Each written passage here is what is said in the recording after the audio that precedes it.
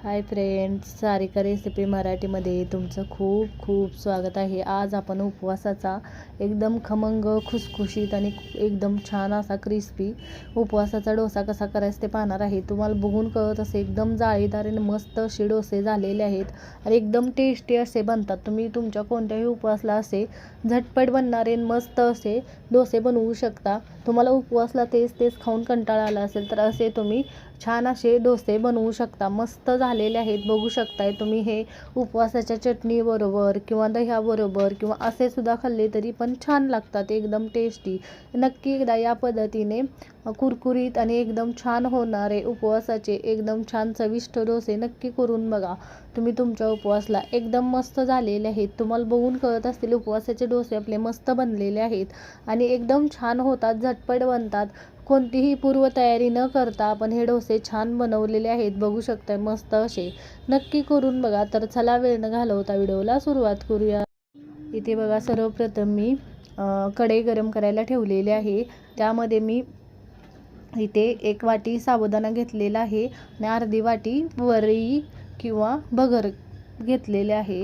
इथे बघू शकताय हे छान असं खमंग आपल्याला भाजून घ्यायचं आहे। इथे मी गॅसची फ्लेम कमी केलेली आहे आणि चांगलं मी खमंग असं हे भाजून घेते। म्हणजे हे छान भाजून घेतलं की छान वाटलं जातं बारीक आणि टेस्ट छान लागते। इथे बघू शकता हे छान भाजलेलं आहे। आता हे प्लेटमध्ये काढून पूर्णपणे मी थंड करून घेतलेलं आहे। आता हे आपल्याला वाटून घ्यायचं आहे एकदम बारीक असं। इथे बघा, हे मी मिक्सरच्या भांड्यामध्ये काढून घेते आणि त्यामध्ये तुम्हाला जे उपवासला साहित्य चालतं ते तुम्ही घालू शकता। इथे बघू शकताय मी यामध्ये काढून घेतलेला आहे आणि एक उकडलेला बटाटा कट करून मी घालून घेते आणि त्यामध्येच मी 1 वाटी दही घेतलेला आहे, ज्या वाटीने साबण आपण वरी घेतली होती। आणि त्यामध्ये 4 ते 5 हिरवी मिरची घातलेली आहे आणि ज्या वाटीने दही घेतलं होतं 1 वाटी, त्याच वाटीने 1 वाटी मी पाणी घातलेलं आहे। छान असं वाटून घेतलेलं आहे, बघू शकताय तुम्ही। आता मिक्सरच्या भांड्यामध्ये थोडंसं पाणी घालून आपण यामध्ये घालून घेऊया। इथे बघू शकताय वाटताना मी 1 वाटी पाणी घातलं होतं, नंतर थोडंसं अर्धी वाटी घातलेलं आणि आता मिक्सरच्या भांड्यात घालून आपण अर्धी वाटी घातलेलं आहे। एकूण मला 2 वाटी पाणी लागलेलं आहे याच्यासाठी।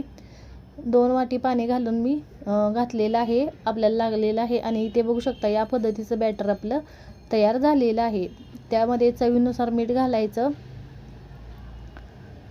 तुम्हाला जर उपवासला जिरे कोथिंबीर चालत असेल तेही तुम्ही घालू शकता यामध्ये। इथे बघा बॅटर आपलं छान तयार झालेलं आहे या पद्धतीचं। आता इथे तवा गरम करायला ठेवलेला आहे, पाणी टाकून छान असं पुसून घ्यायचं आणि छान असा पातळ डोसा पसरवून घ्यायचा। छान जाळी पडते, मस्त डोसे आपले तयार होतात बघा। जेवढा तुम्हाला डोसा बनवायचा असेल तेवढं तुम्ही यामध्ये बॅटर घालून घ्या। सगळं मिश्रण आपण छान असं मिक्स करून घ्यायचं आणि छान असं पसरून घ्यायचं हलक्या हाताने डोसा आपण या पद्धतीने। बघा मी पसरवून घेते आणि छान असं यावर झाकण ठेवून, जाळी बघा छान पडायला लागलेली आहे, झाकण ठेवून थोडंसं मी याला शिजवून घेतलेलं आहे, बघू शकताय।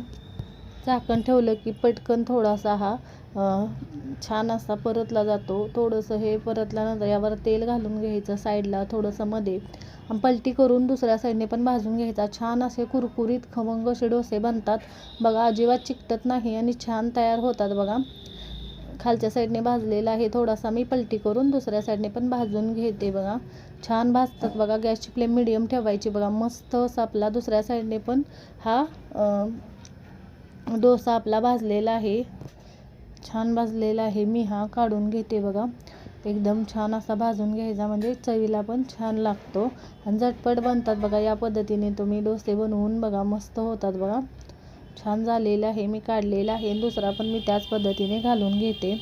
जेवढा तुम्हाला डोसा बनवायचा असेल तेवढं तुम्ही यामध्ये बॅटर घाला आणि छान पसरवून घ्या आणि दोन्ही साईडने खमंग खरपूस छान भाजून घ्यायचं बघा। मी पातळ असं याला पसरवून घेते, मस्त जाळी पडते, बघू शकताय तुम्ही। छान अशी जाळी पडलेली आहे बघा याला आणि छान मी आता भाजून घेते बघा। एकदम पातळ असा पसरवून घेतलेला आहे आणि याला सुद्धा मी झाकण ठेवून छान दोन्ही साईडने भाजून घेते बघा। मस्त असं एक साईडने भाजल्यानंतर मी दुसऱ्या साईडने पलटी करून चांगला खमंग कुरकुरीत असा याला भाजून घेतलेला आहे बघा। मस्त डोसे छान तयार होतात, आणि छान होतात. नक्की करून बघा तुमच्या उपवासला. तेच तेच खाऊन कंटाळा आला असेल तर असे तुम्ही उपवासाचे कुरकुरीत असे डोसे बनवून खाऊ शकता. तुम्हाला बघून कळत असेल छान झालेले आहेत आपले डोसे, मस्त एकदम टेस्टी.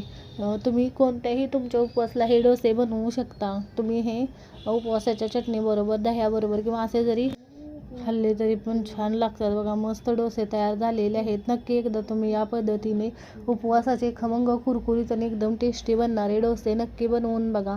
एकदम साध्या सोप्या पद्धतीने आपण बनवलेले आहेत, एकदम टेस्टी झालेले आहेत. बघून कळत असेल तुम्हाला.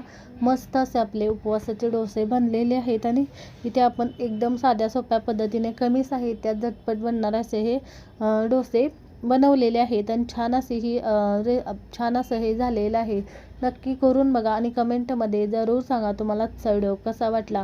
व्हिडिओ आवडला असेल तर व्हिडिओला लाईक करा, शेअर करा. चॅनलवर नवीन असाल तर चॅनलला सबस्क्राईब करा, बेल आयकॉनला क्लिक करा. या पद्धतीने डोसे नक्की बनवून बघा. व्हिडिओ पाहिल्याबद्दल धन्यवाद.